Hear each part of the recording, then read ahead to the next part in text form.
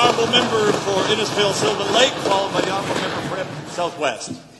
Thank you, Mr. Speaker. The Wild Rose believes in putting Albertans first and following through on our commitments. Unfortunately, the government does not share these values. On page 8 of the government's election platform, it clearly states in its continuing care strategy, and I quote, enhances the care capacity of every long-term and continuing care centre in Alberta, whether they are newly built facilities or renovations and upgrades to existing ones, end quote. To the Premier, how can Albertans believe a word you say when only 3 months after the election you broke a clearly defined campaign promise by shutting down the Little Bow Continuing Care Centre in Carmagay? Here. It's accustomed to table documents that you're quoting from, so I ask you to consider that. Honourable Minister. Thank you very much, Mr. Speaker, and thank you for making that request.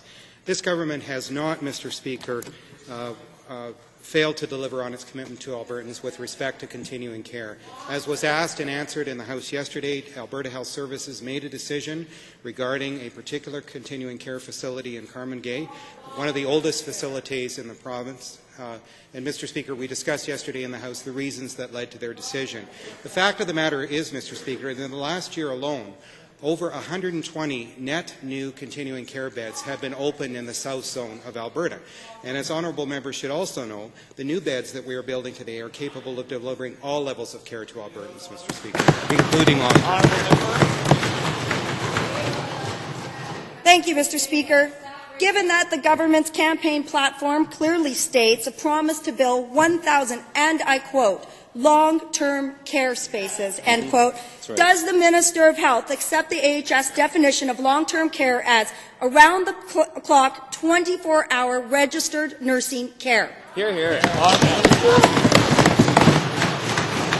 Well, Mr. Speaker, as we've said many times before in this House, including before the election of the honourable member, we are committed to delivering 1,000 beds a year. And, Mr. Speaker, if any member of the House cares to take a look around the province, they will see that the new beds that are being developed are equipped to handle all levels of care, from supportive living up to and including long-term care.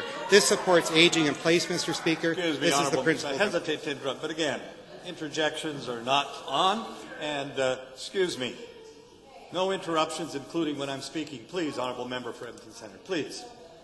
The point is, the Minister of Health has the floor, and when you have the floor, I'll do the same for you. Please proceed, Honourable Minister of Health. Well, thank you, Mr. Speaker. As I was saying, I think the critical difference between us is that this government is committed strongly to a principle of supporting aging in place for all Albertans. That means keeping couples together.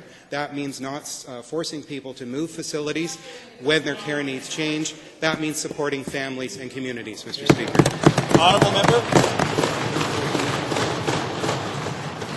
Thank you, Mr. Speaker. Given that the Premier was enjoying an all-expense-paid trip to the London Olympics while the Health Minister was busy closing down the Little Bow Continuing Care Centre, does the Premier find it acceptable that she could have kept her word, that she could have kept this facility open, and she could have kept families together in Carmagay, all for the cost of her luxury Olympic retreat? Hear, hear. Hear, hear. Yeah.